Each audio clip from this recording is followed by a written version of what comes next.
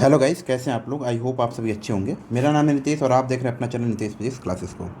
So guys, आज की जो वीडियो है उसमें मैं डिस्कस करने वाला हूँ CUET 2023 का जो MSc फिजिक्स का एंट्रेंस अभी हुआ है, उसका मेमोरी बेस्ड जो प्रॉब्लम्स हैं जो मेरे बच्चों ने हमें दिए हैं उसका मैं सलूशन आप लोगों के सामने दूंगा। तो यहाँ पे एक पॉइंट आप नोट कर लीजिएगा कि मे भी बहुत सारे क्वेश्चन इसमें ऐसे भी हो सकते हैं जिसमें डिजिट चेंज हो सकता है, या जिस तरीके से आया है बच्चों ने जिस तरीके क्वेश्चन दिए हैं हम उसको एज इट इज़ यहाँ पे रखे हैं। तो मे भी कुछ क्वेश्चन ऐसे हो सकते हैं जो कॉन्सेप्चुअल पॉइंट ऑफ व्यू से क्वेश्चन में भी रॉन्ग हो सकता है, उसका मैं सोल्यूशन दे रहा हूँ। तो उसके लिए आप बिल्कुल टेंशन मत लीजिएगा।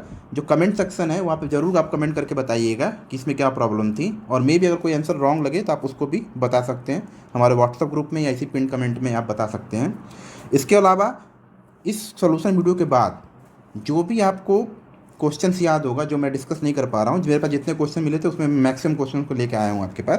तो मे बी अराउंड 40+ क्वेश्चन आज हम डिस्कस करने वाले हैं। तो इसके अलावा जो भी क्वेश्चंस आपको लगे कि नहीं हुआ है, आप मुझे पर्सनली मेरे व्हाट्सअप नंबर 7376508317 पे बता सकते हैं, या कोई भी क्वेश्चन रॉन्ग लगता है तो आप उसको हमें बता सकते हैं, उसका सलूशन हम जरूर आप देंगे। जो भी चैनल पर नए हैं चैनल को सब्सक्राइब कर लें, बेल आइकन को प्रेस कर लें कि आपको नेक्स्ट वीडियो की अपडेट मिलती रहेगी। और दूसरी चीज़ है कि जो भी बच्चे मेरे को मैसेज करेंगे सर आप प्लीज़ अपना कट ऑफ वीडियो रिलीज कर दीजिए, तो नेक्स्ट जो टारगेट है इसके बाद का वो कट ऑफ वीडियो पे ही आएगा। तो ट्यून रहिए और आपको जल्दी इसका सारी चीज़ों का वीडियो आपको देखने को मिलेगा। तो पहला क्वेश्चन है, फाइंड द पोटेंशियल पोटेंशियल बताना था on electric field due to a short dipole of dipole moment P है मेरा कितना दिया है 4.5 into 10⁻10 centimetre at a distance R जो दिया है आपका 1 मीटर है from its own axis. Own axis पे पूछा है, ठीक है। -q + q का दो चार्ज होते हैं, इनके बीच की जो सेपरेशन अगर d होती है तो इसका डाइपोल मोमेंट क्या होता है P = q × t होता है। तो आपको पता है कि ऐसे सिचुएशन में यहाँ पे P और R की वैल्यू आपके पास गिवन है, तो जो डाइपोल मोमेंट होगा आपका, सबसे पहले पोटेंशियल निकालते हैं। जो P होगा आपका वो क्या हो जाएगा कि P cos थीटा। पोटेंशियल निकालिए आप, पोटेंशियल को हम P से दिखाते हैं, तो P = K P cos theta upon r²।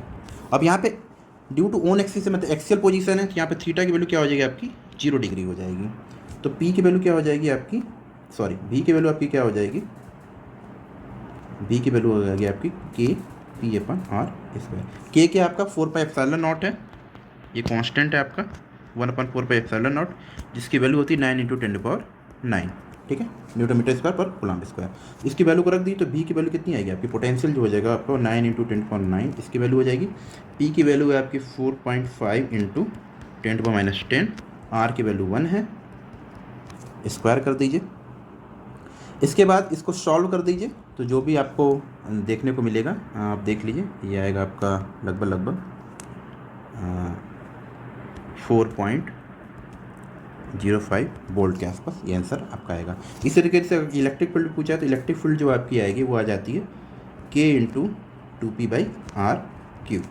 तो K × P/r एक्चुअली 1 है, तो K × P/r² निकाले चाहे r³ निकाले सेम आएगा। इसका मतलब इलेक्ट्रिक फील्ड जो होगी इसकी 2 टाइम्स आ जाएगी। तो E will be equal to, solve करके आप देख लीजिएगा, ये आएगा 8.1 Nm/m।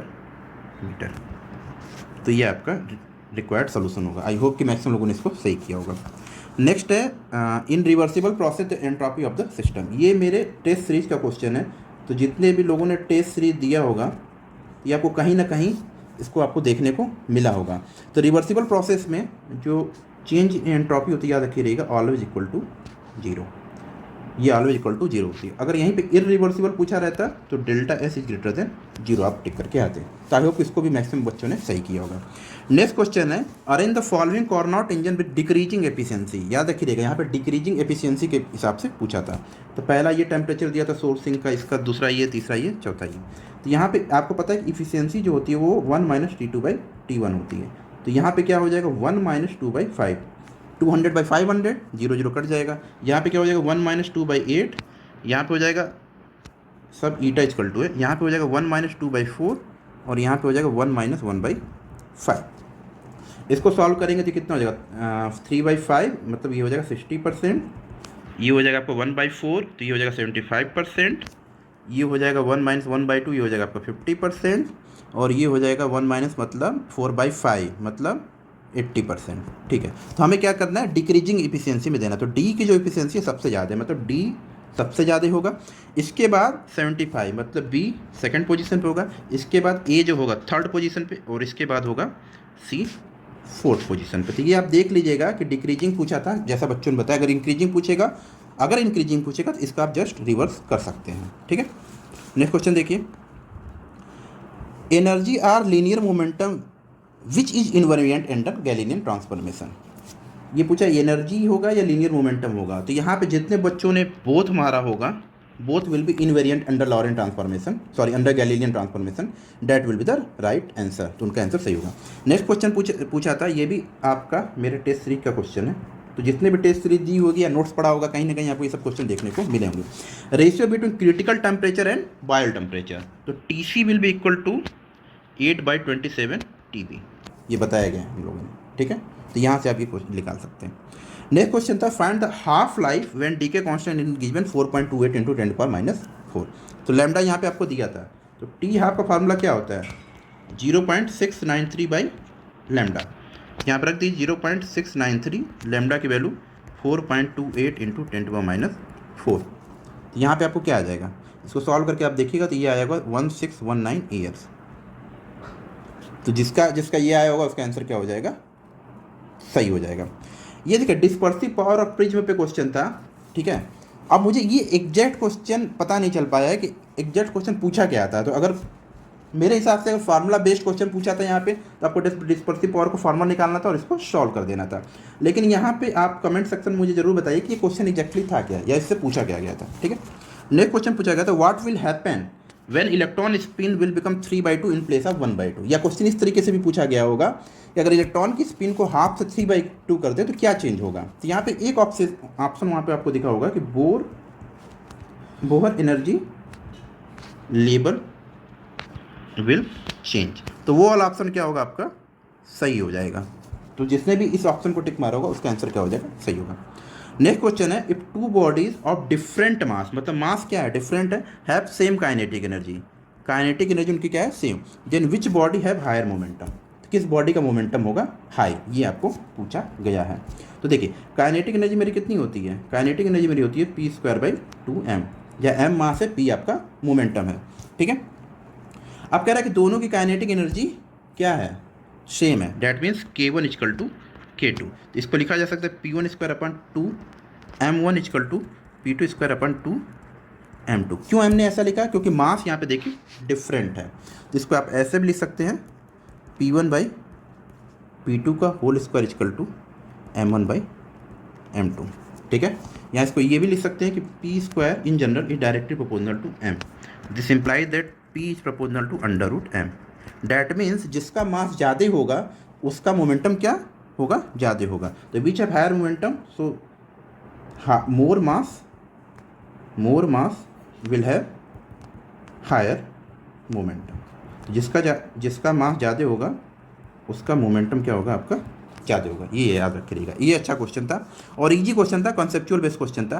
कैसा पेपर आया था, कितनी कट ऑफ जाएगी, लेवल क्या था, ये आपको इस वीडियो के बाद जो नेक्स्ट वीडियो आएगी वो जल्दी ही आ जाएगी, उसमें हम आपको डिटेल करेंगे। The ice of 10 gram melt eight 0 degree centigrade, find the change in entropy. ये तो मेरा पेट क्वेश्चन है, मोस्ट इंपॉर्टेंट क्वेश्चन मैं बताता हूँ, और ये टेस्ट सीरीज में जनरली मैं देता हूँ, और इस साल लकी हैं आप लोग, ये क्वेश्चन आ गया। तो मास कितना दिया आपका 10 ग्राम, मेल्ट कितने पे हो रहा है 0 degree centigrade, that mean 0 + 273 kelvin, यही होगा। चेंज इन एंट्रोपी आपको पता है, DS = क्या होता है, dQ/T। और लैटेंट हीट इसका कितना होगा, आइस का, वो होता है आपका 80 कैलोरी/ग्राम। तो DQ को आप लिख सकते हैं M × L/T।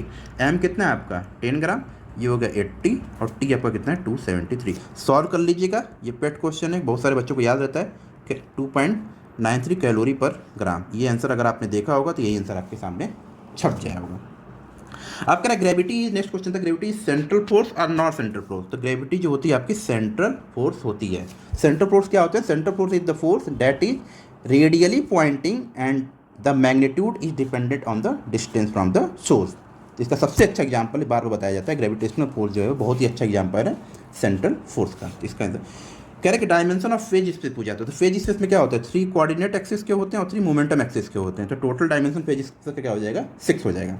ये देखिए बीपी बीजी में रिलेशन पूछा था, काफ़ी अच्छा क्वेश्चन है। हम लोगों ने जो टेस्ट में पूछा था वो हम लोग अलग करके दिए हुए थे, यहाँ पे ईजी क्वेश्चन था। ओमेगा नॉट क्या होगा, यहाँ पे कॉन्स्टेंट हो जाएगा। इसको आप क्या लिख सकते हैं, 2 omega D omega by D के रिस्पेक्ट में आप इसको डिफ्रेंशिएट कर दीजिए। ये आपका क्या हो जाएगा, 2c² के, और ये कांस्टेंट होने की वजह से ये क्या हो जाएगा, टर्म 0 हो जाएगा। अब देखिए इसको 2 से 2 कैंसिल आउट, के को इधर बुला लिए, तो ओमेगा बाई के डी ओमेगा बाई डी के इक्वल टू c²। सी आपका क्या है, यहाँ पे कांस्टेंट है। ओमेगा बाई के को क्या आप लिख सकते हैं, BP, D omega by V को क्या लिख सकते हैं, बीजी इक्वल टू कांस्टेंट, ठीक है, या इसको के लिख दीजिए कांस्टेंट। तो ये एक रिलेशन होगा BP busy equal to c², या अगर ऐसा पूछा होगा तो BP is proportional to 1/bg। इसको ऐसे भी लिखा जा सकता है। तो जिस तरह के ऑप्शन दिए होंगे आप उस तरीके से इसको सॉल्व कर सकते हैं। या तो बीपी बीजी को c² के इक्वल कर दीजिए, या कांस्टेंट के इक्वल कर दीजिए, या बीपी डायरेक्टली प्रोपोजनल टू, मतलब दोनों क्या है, एक दूसरे के इनवर्सली प्रोपोजनल है। तो ये भी आप लिख सकते थे, जो भी क्वेश्चन पूछा हो गया। नेक्स्ट है, find the magnetic flood density at a point on the axis along a solenoid having 5000 turns per metre when it's carrying a current 2 ampere. 2 ampere की करंट है तो आपको पता है, इजी क्वेश्चन। तो म्यू नॉट एन आई इसमें formula लगा देना था। म्यू नॉट की वैल्यू कितनी होती है, 4 पाई इंटू 10⁻⁷, और ये हो जाएगा आपका एन, जो नंबर ऑफ टर्न्स है 5000, और एम्पियर आपका 2। इसको सॉल्व कर लीजिए, इसका आंसर आएगा 0.01256 टेस्ला। तो ये इसके जितने आंसर आए होंगे वो क्या है, आपके सही हैं, ठीक है। इसके जितने लोगों ने किया होगा उसके सही होंगे। कह रहा है if earth radius becomes half, R2 जो है वो R1/2 है, या R डैश जो है वो R/2, जैसा आपको लिखना हो लिख लीजिए। Then what will be the duration of the day. तो इन जनरल ड्यूरेशन कितने होता है डे का, 24 आवर्स का होता है। तो यहाँ पे आपको क्या करना है, इस तरह क्वेश्चन बहुत सारी क्लास में आपको सर ने कराया होगा, जो भी सर गुलशन सर ने आपको पढ़ाया तो वो कराया ही होगा। तो देखिए इसमें एंगुलर मोमेंटम को क्या करना रहता है, कंजर्व करना रहता है। LI इक्वल टू LF कर दीजिए, initial angular momentum equal to final angular momentum. इसको लिख सकते हैं आप I1 omega 1 equal to I2 omega 2। क्योंकि ये अर्थ क्या है, स्पेयर है, तो इसको क्या लिख सकते हैं आप, 2/5 m r² omega I will be equal to 2/5 m। अब अर्थ का रेडियस कितना है, r की जगह r/2 है, तो r/2 का होल स्क्वायर ओमेगा f। इसको सॉल्व कर ली तो ये कैंसिल आउट हो जाएगा, m से m कैंसिल आउट हो जाएगा, तो ओमेगा f किसके इक्वल हो जाएगा, 4 ओमेगा I के। अब यहाँ पे क्या करना है, कुछ नहीं करना है, इसको लिख दीजिए 2π/TF equal to 4 into 2π/TI, यही तो हो जाएगा। This implies that TF equal to TI/4, और एक दिन में घंटे कितने होते हैं, 24, तो TF will be equal to 24/4, so TF will be equal to 6 hours. जितने भी लोगों ने 6 आवर्स लगाया होगा उन सारों का क्या है, सारे बच्चों का आंसर सही है। तो जितने भी लोगों ने लगाया इसको देख लीजिए। कहीं पे भी आपका आंसर गलत लगे मेरा, तो आप मुझे ज़रूर कमेंट करके बताइए, ग्रुप में आप डिस्कशन कर सकते हैं, ताकि मैं इसको सही कर दूंगा नेक्स्ट में। कह रहा self inductance of the solenoid depends on, हमें नहीं पता कि ऑप्शन किस तरीके से थे। तो इन जनरल जो सेल्फ इंडक्टेंस का फार्मूला होता है वो होता है L equal to mu naught N² by R², मतलब ये एरिया ही है, इसको ए भी लिखा जा सकता है L। तो सेल्फ इंडक्टेंस एक्चुअली क्या क्या डिपेंड करता है, तो पहला होता है नंबर ऑफ टर्न्स पे, अगर ये ऑप्शन होगा तो ये सही होगा। दूसरा रेडियस ऑफ सोलेनॉइड, अगर ये कहीं ऑप्शन दिखा होगा तो ये भी सही रहा होगा। या तीसरा लेंथ पे, लेंथ ऑफ सोलेनॉइड। इन तीनों में से जो भी आंसर हो, या तीनों आंसर दिया होगा आपके पास, तो ये आप क्या कर सकते थे, सबको सही मार सकते थे। नेक्स्ट क्वेश्चन देखिए, time period of LC oscillator. इससे इजी क्वेश्चन तो मैंने देखा ही नहीं, ये जस्ट फॉर्मूला पूछा था। एक ऑप्शन दिखा होगा आपको, T इक्वल टू 2π√LC। ये जो फार्मूला है आपका वो क्या हो जाएगा, सही हो जाएगा, T इक्वल टू 2π√LC, यही आपका आंसर था। इसको देखना था और एकदम ईजी क्वेश्चन था, और तुरंत टिक मारना था। नेक्स्ट देखिए, find the electric field of infinite wire eight a distance x। अब देखिए ये मैंने एट ए डिस्टेंस x लिख दिया एक्चुअली, तो हमें नहीं पता कि वहाँ पे क्वेश्चन क्या पूछा था, ठीक है। वहाँ पे क्वेश्चन क्या पूछा था, एक इनफाइनाइट वायर है सपोज कर लीजिए, ठीक है, जिसका मे बी लेंथ तो इनफाइनाइट है, और उससे x डिस्टेंस पे हमें क्या पूछा है, आपको इलेक्ट्रिक फील्ड निकालना। तो इसका जनरली जो होता है E इक्वल टू क्या आता है, lambda equal to lambda upon 2πε0 r आता है, r अगर डिस्टेंस यहाँ पे x दिया था, तो इस फार्मूले में आपको क्या करना था, इसको पुट कर देना था, ठीक है। ये क्या है आपका लीनियर चार्ज डेंसिटी, तो lambda equal to Q/L, okay, तो आपको पता है linear charge density, surface charge density और वॉल्यूम चार्ज डेंसिटी होती है, तो Q by L, Q by A और क्यू बाई बी होता है। तो एक्स जो भी दिया हो यहाँ पे आप पुट कर देते हैं, और लैम्डा जो दिया था वहाँ पे पुट करके आप निकाल लेते हैं, तो यहाँ पे जो ई की वैल्यू थी आपको निकल आती। ये क्वेश्चन जो है एग्जैक्ट हमें नहीं पता था, इसलिए मैं यहाँ पे आपको रख दिया हूँ, और ये फार्मूला जिसने भी लगाया उसका आंसर सही होगा। कह रहे compute the divergence of R vector, इसको आर वेक्टर भी लिख सकते हैं, X I cap, Y J cap, Z K cap. तो डेल डॉट आपको क्या निकालना था, आर निकालना था, बहुत ईजी क्वेश्चन था। I del by del X plus J del by del Y plus K del by del Z, ये आपको रख देना था। और यहाँ पे आप क्या कर लेंगे, x I cap, Y J cap, Z K cap. तो आई कैप के साथ इसका करेंगे तो 1 आ जाएगा, बाकी सबका 0 देगा। इसी तरीके से वाई का इसका कर देंगे इसके साथ तो इस 1 दे देगा, बाकी सब 0 देगा। जेड का इसके साथ करेंगे तो 1 देगा, बाकी सब 0। तो यहाँ पे एक आंसर 3 आपको देखने को मिलेगा। बहुत ईजी क्वेश्चन पूछा था। तो इस तरह के क्वेश्चन जो देख रहा हूँ मैं, तो हम इस पेपर को कहीं से भी टफ के कैटेगरी में नहीं रखेंगे। हम इसको बहुत ही ज़्यादा ईजी भी नहीं बोल सकते, बहुत ही ज़्यादा टफ भी नहीं बोल सकते। इस क्वेश्चन को मॉडरेट लेवल में रखते हैं, सारा पेपर को। और क्या आपको कट ऑफ हो सकता है, आपको नेक्स्ट वीडियो में जरूर देखने को मिलेगी, तो उसको आप मिक्स नहीं करिएगा। नेक्स्ट क्वेश्चन था सेंट्रल फोर्स प्रॉब्लम में दिया था, एक कंडीशन दी हुई थी F equal to C by R to the power N, और यहाँ पे पूछा था। यहाँ पे देख लीजिए, ये एक सिंपल सा प्रॉब्लम है, सेंट्रल फोर्स प्रॉब्लम है। इसमें क्या होता है, अगर सी की वैल्यू 0 से ज़्यादा होगी तो जो फोर्स होगा वो रिपल्सिव हो जाएगा, याद रखिएगा। और सी की वैल्यू लेस देन 0 होगी तो फोर्स जो होगा वो अट्रैक्टिव हो जाएगा। तो ये जो ऑप्शन था वहाँ पे आपको टिक करना था, वो आपका क्या था, सही आंसर था। नेक्स्ट क्वेश्चन पूछा था path of 2 waves will be straight. ये 2 question continue back to back Lissajous figure के थे। तो path of 2 waves will be straight line when angle between them. आपको पता है कि 2 वेव में जो पाथ होगा वो स्ट्रेट लाइन तभी हो सकता है जब दोनों के बीच का एंगल या तो 0 डिग्री हो या तो पाई डिग्री हो, ठीक है। इन दोनों के बीच में अगर रहेगा तो इसका पाथ क्या होगा, आपका स्ट्रेट लाइन होगा। नेक्स्ट क्वेश्चन पूछा था, बैक टू बैक में बोल रहा हूँ। नेक्स्ट क्वेश्चन था when angle between 2 wave is pi by 2 then path will be. और यहाँ पे ध्यान देना था, यहाँ पे स्क्वायर की जगह रेक्टेंगुलर दिखाया था वहाँ पे से।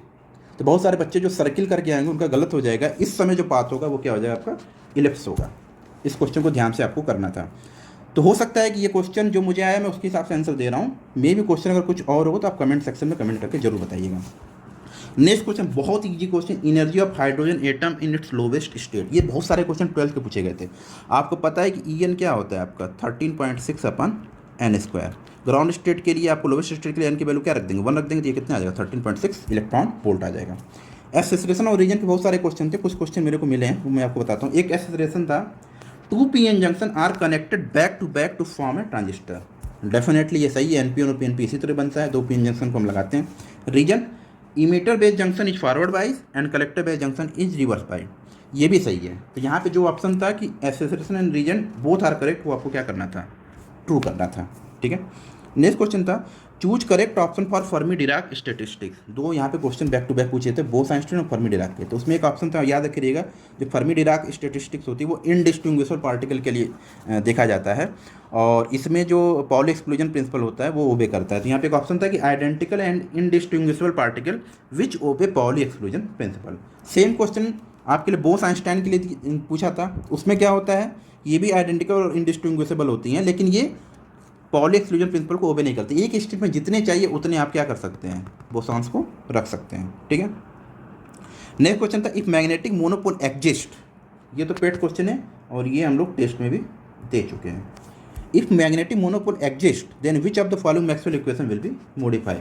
तो आपको पता है कि अगर ऐसा चीज़ें हों, ऐसी कंडीशन हो, तो एक ही इक्वेशन क्या होता है, मॉडिफाइड हो सकता है। वो क्या है, del dot B equal to 0, जो सेकेंड इक्वेशन। ये जो ऑप्शन रहा होगा आपको वहाँ पे क्या करना था, टिक करना था, del dot B equal to 0। तो ये जो वहाँ पे आपके पास था, जिसने भी सही किया होगा उसका आंसर क्या होगा, बिल्कुल सही होगा, इसमें घबराने की जरूरत नहीं। नेक्स्ट क्वेश्चन और पूछा था the kinetic energy of a particle in S H M is maximum and medium. तो देखिए, जब भी कोई particle to and fro S H M करता है, मान लीजिए यहाँ से स्टार्ट हो रहा है, तो इसको 1 एस एच एम बोलेंगे, यहाँ पे पहुँचा तो ठीक है। तो उसकी जो काइनेटिक एनर्जी होती है वो मीन पोजीशन पे क्या होती है, सबसे हाई होती है, सबसे हाईएस्ट होती है, और एक्सट्रीम पोजीशन पे लोवेस्ट होती है। तो ये जो ऑप्शन रहा होगा उसको आपको क्या करना था, टिक करना था। देखिए 28 क्वेश्चन तक लगभग मैंने टाइप किया था, ठीक है। इसके बाद कुछ क्वेश्चन है मैं लिख के आपको बता रहा हूँ। नेक्स्ट क्वेश्चन जैसे देखिए 29, ये लॉजिक गेट का क्वेश्चन था। इसमें क्या था, एक ये गेट बनाया था और इसके बाद आपके पास एक नॉट गेट बनाया था, ठीक है, और ए भी आपको दे दिया था। अब पूछा था रिजल्टेंट क्या होगा। तो आपको पता है ये ये एंड नहीं है, यहाँ पे देखिए ये लिखा है, तो ये नैंड गेट है एक्चुअली। ये क्या है? NAND gate. तो यहाँ पे क्या दे देगा? A B bar. और इसके बाद ये कौन सा गेट है? ये नॉट गेट है। ये क्या हो जाएगा? ए बी बार का बार। तो डी मार्गन थ्योरम से अगर हम लगा देंगे तो ये क्या दे देगा? ए बी दे देगा। तो ए और बी अगर हम दें और ए बी मिले तो हमें कौन सा गेट मिलता है? AND gate. जो ऑप्शन आपको एंड गेट का दिया होगा उसको आपको क्या करना था? टिक करना था। इसी के बाद एक पैरेलल इसी का एक क्वेश्चन बता देते हैं। इसमें बहुत सारे गेट दिए थे जिसमें आपको मैच करवाना था। चलिए, पहला ऑप्शन था उसमें नैंड। तो नैंड आपको ऊपर ही देखें तो आप क्या मैच कराएंगे? आपको ये मैच करा देना। ये आपका हो गया नैंड।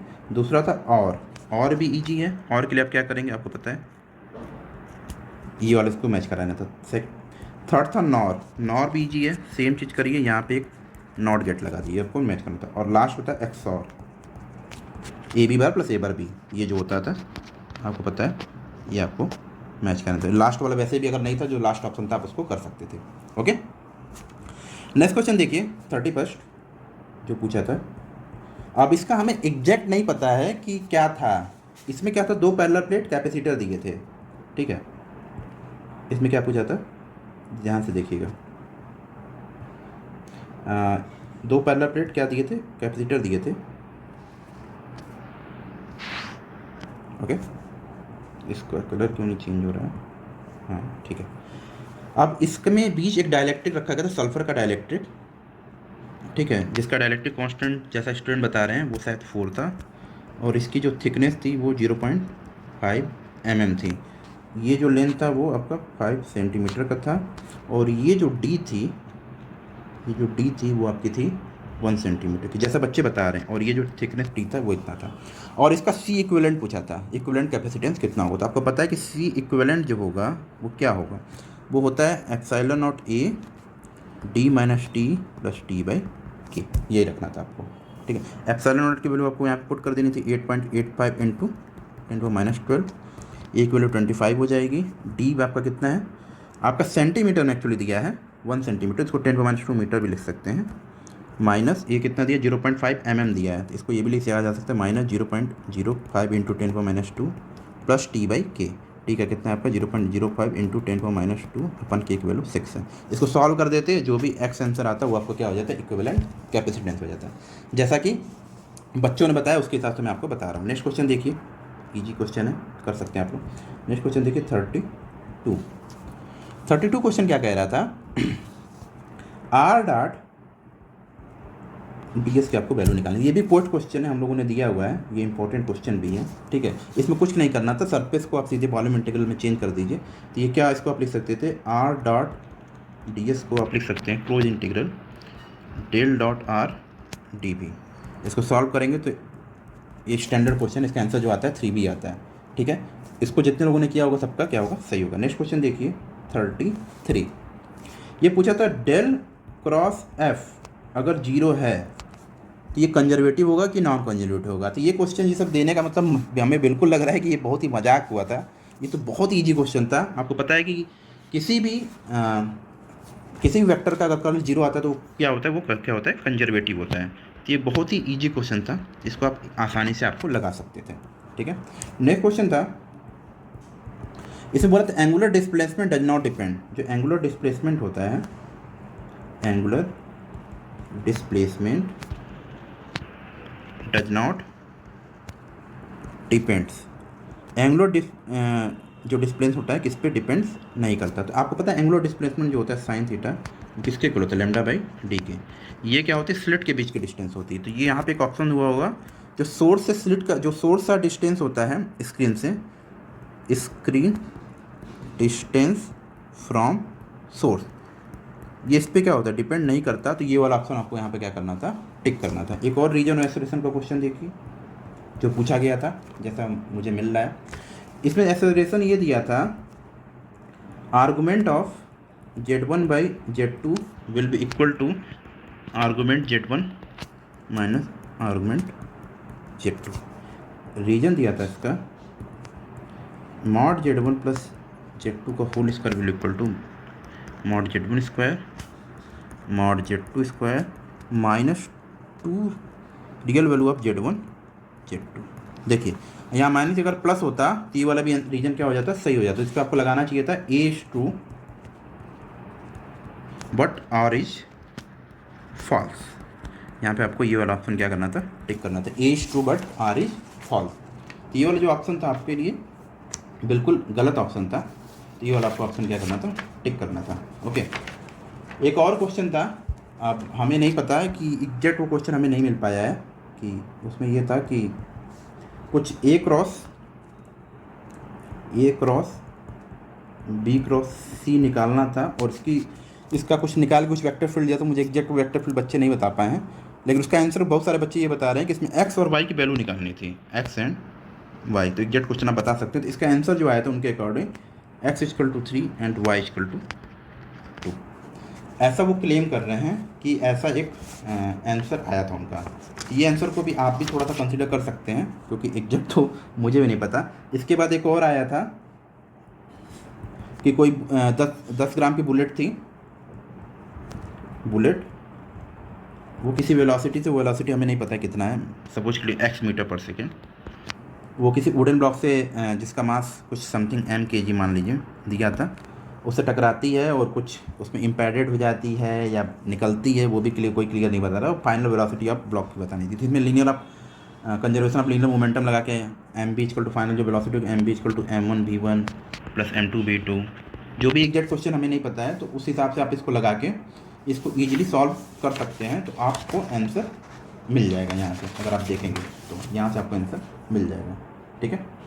तो ये है, तो अभी तक यही क्वेश्चन था जो मुझे मिले हैं। नेक्स्ट आप कमेंट करके बताइए कि और कौन कौन से क्वेश्चन थे, उसका भी हम सोल्यूशन आपको देंगे ट्राई करके देखने का। इसके बाद भी अगर आपको कोई आंसर गलत लगता है तो आप उसको कमेंट सेक्शन में बताइए, नेक्स्ट टाइम हम उसको सही कर देंगे। और जितने भी सारे क्वेश्चन आपको याद है, आप मेरे व्हाट्सअप नंबर में फिर से बोल रहा हूँ 7376508317 पे भेजिए और हम ट्राई करें इसका देने का। बहुत सारे बच्चे जो पूछ रहे हैं कि सर आपकी कट ऑफ वीडियो कब आएगी, तो देखिए हम लगभग 90% हमने एनालिसिस कर लिया है, बाकी का 10% मैं कल ट्राई करूँगा करके आपके सामने वो वीडियो रखने का। तो आप थोड़ा सा पेशेंस रखिए, मैं और लोगों जैसा नहीं हूँ, या कह दीजिए मैं और टीचरों जैसा टैलेंटेड नहीं हूँ कि वो जो एग्ज़ाम के तुरंत बाद जो कट ऑफ रिलीज कर देते हैं, तो मैं जनरली वैसा नहीं कर पाता, क्योंकि मैं पहले बच्चों से पूछता हूँ, पूल क्रिएट करता हूँ, बहुत सारे क्वेश्चंस का लेवल देखता हूँ, उसके बाद ही मैं अपना प्रेडिक्शन देता हूँ कि जो अब तक तो लास्ट 3 ईयर से रिकॉर्ड रहा है कि वो प्रेडिक्शन गलत नहीं हुआ है। तो आई होप कि इस बार भी गलत नहीं होगा। तो स्टे ट्यून, कल तक हम ट्राई करते हैं आपको वो वीडियो देने का।